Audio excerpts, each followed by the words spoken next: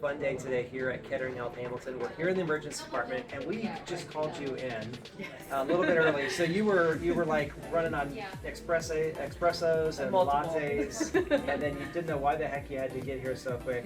So we're here with Maria Hesselbrock. Congratulations, you're our Daisy Award winner for this month. Thank you. Yeah. So, and I think it was really neat, the story that was told. There was a patient who was nonverbal and has some developmental disabilities, correct?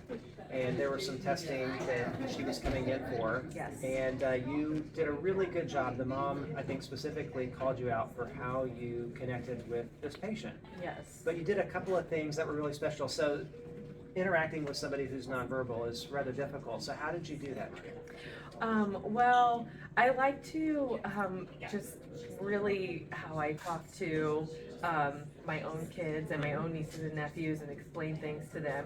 I feel like they respond really good to visuals and showing them things, and they love playing with dolls, and this particular patient had a doll. And something that they trust and connect with too. They feel comfortable when it's happening to the doll as well. So I just use that as an opportunity to help her through it. Yeah. So how did you use the doll? So there were some tests and procedures. What did you do? You pretty much just show them like where they're going. They're, you know, with nonverbal people, they're very big about physical touch. So you just have to show them specifically like where you will experience that physical touch.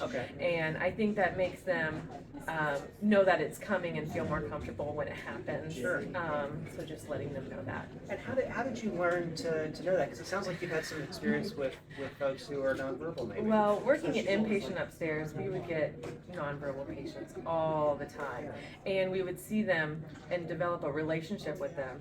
And I'm sure it's something you're supposed to learn in nursing school, but I actually had seen one of their caregivers use their doll, and I just try to always, incorporate that into my practice. And I know the mom of the patient that you cared for, you actually went and saw them the next day just to see how they were doing, right? Well, I knew how nervous they were, and I can relate now as a mom and being a caregiver. It is so stressful. So if I have the time, I try to go see my patients, and it's always a good opportunity for me to see the nurses I worked with as well, and go up there and make the patient feel comfortable to know that it's like an all-encompassing experience. They're not forgotten about when they leave the emergency room. Yeah, because the emergency room, sometimes the stays can be 60 minutes or up to 2 or 3 hours, but a lot of times you're kind of stabilizing and then they're moving on. And then they're gone. So just to, they know that they're kept in mind and they're not forgotten.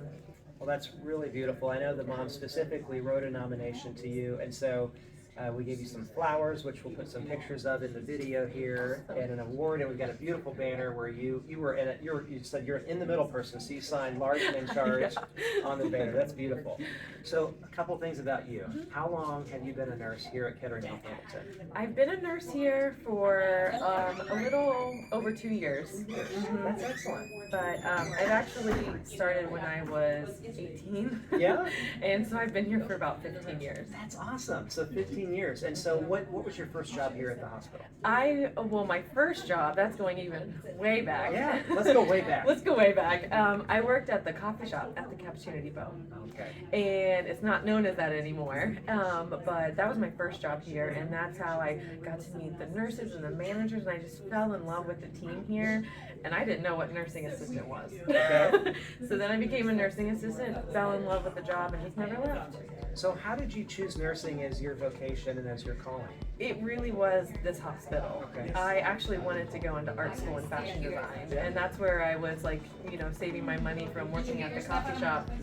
But then being a nurse assistant just was like, this is where I was called to be, so I just never left. Well, I love how you use your calling, and while I'm sure you make a mean espresso or cappuccino, you really cooked up and more importantly made a huge impact in this patient. And I know there are countless others who you've done the same thing for. So here at Kettering Health Hamilton, we get to welcome new life into the world, and sometimes we hold the hands of those when life ebbs away. But Maria, it's the way that you treated this patient and your patients that ultimately defines our success. So thank you for choosing Kettering Health Hamilton. Thank you for being just a blessing to those that you touch, and congratulations on being here. Thank you.